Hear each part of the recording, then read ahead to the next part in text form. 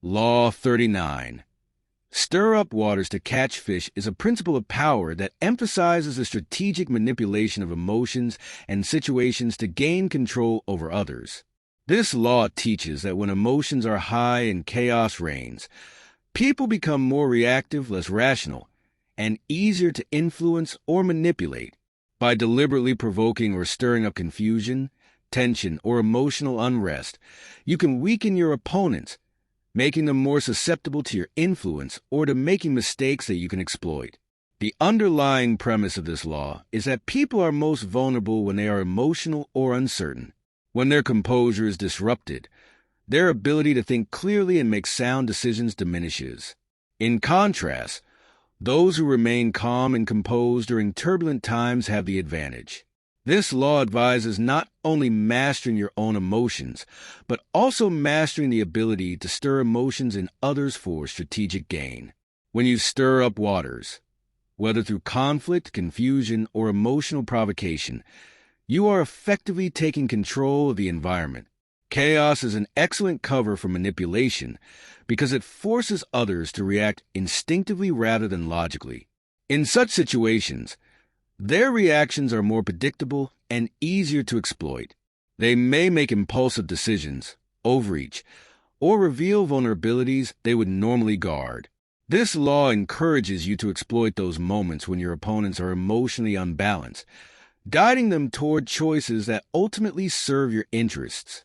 However, stirring up waters is not about creating chaos for the sake of it. It's about being intentional and strategic with your provocations.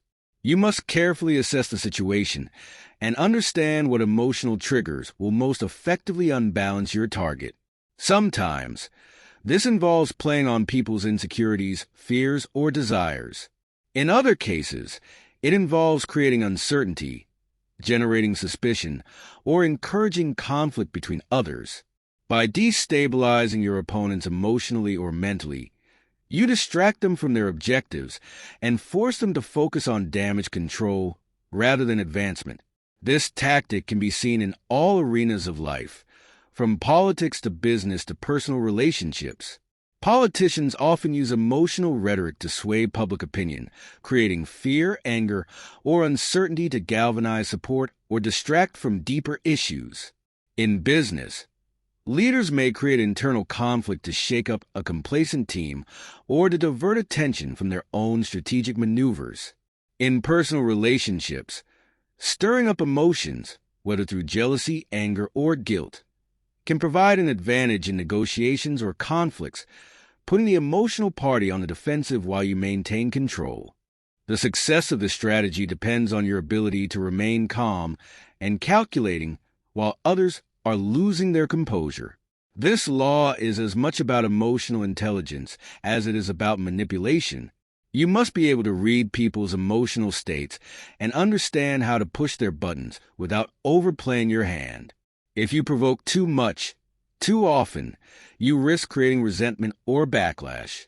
The art lies in subtly stirring the waters just enough to create confusion or agitation, without being seen as the cause of it.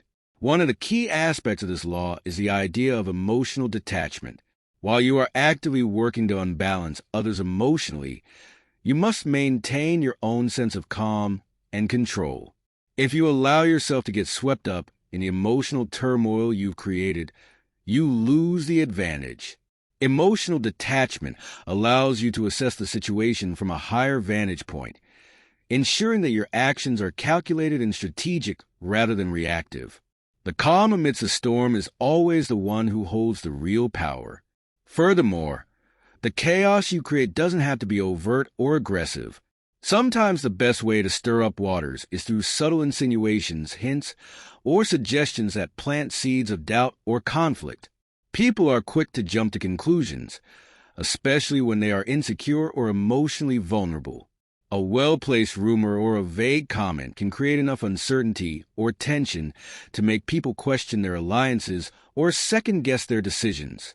In this way, you can provoke emotional responses without ever being seen as directly responsible. It's also crucial to recognize that this law works best when applied in moderation. If you continuously stir up too much chaos, people will grow wary of you, and your actions may provoke a strong backlash. Additionally, constant chaos can erode trust, both from those you are manipulating and from those you rely on for support. Stirring the waters should be done with precision and foresight, ensuring that the confusion you create serves a specific purpose rather than spiraling out of control.